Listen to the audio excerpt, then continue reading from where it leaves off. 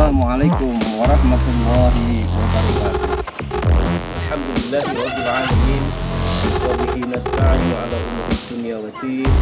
Ketika kita mengingat kebaikan orang lain, ukirlah di atas batu sehingga menjadi sebuah prasasti yang selalu akan kita kenang. 3 amalan yang Allah sangat mencintai dan yang saya kutip di awal dalam surat Al-Imran ayat terakhir, ayat 200, yaitu bahwa kesabaran akan berbuah sebuah keberuntungan. Assalamualaikum warahmatullahi wabarakatuh. Kaum muslimin, muslimat, rahimakumullah. Pada kesempatan kali ini akan saya sampaikan satu makalah dari Sufyan bin Ayyinah radhiyallahu anhu.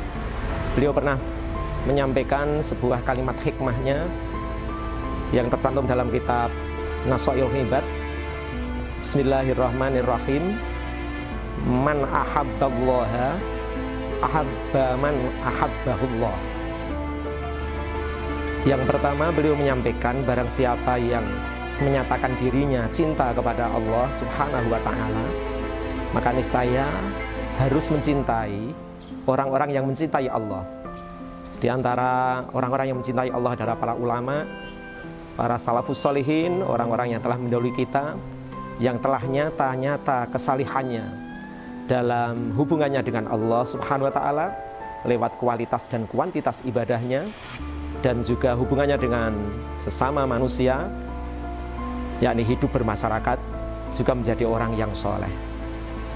Maka orang yang menyatakan dirinya cinta kepada Allah Subhanahu wa ta'ala, seharusnya dia juga mencintai orang-orang yang cinta kepada Allah. Mereka adalah para ulama, para aulia, para salafus sholihin, orang-orang yang sudah nyata-nyata solehnya. Maka kalau ada orang mengatakan bahwasanya saya cinta kepada Allah tapi benci dengan ulama, benci dengan kiai, benci dengan ustadz, benci dengan orang-orang yang cinta kepada Allah, maka itu cintanya cinta palsu.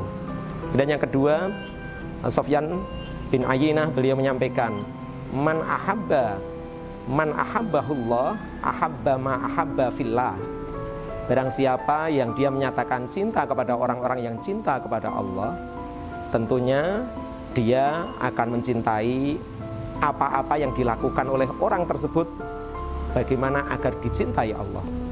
Jadi dia merasa, aku ini senang dengan ulama, tapi kok dia benci dengan perilaku para ulama, tentunya adalah cinta yang bohong.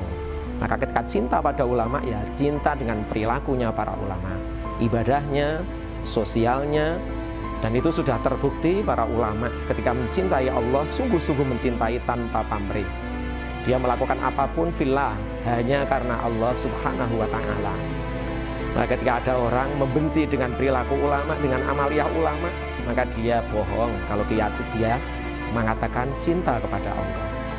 Dan yang ketiga, man ahabba ma ahabba fillah fa ahabba Allah ya'rifahun nas.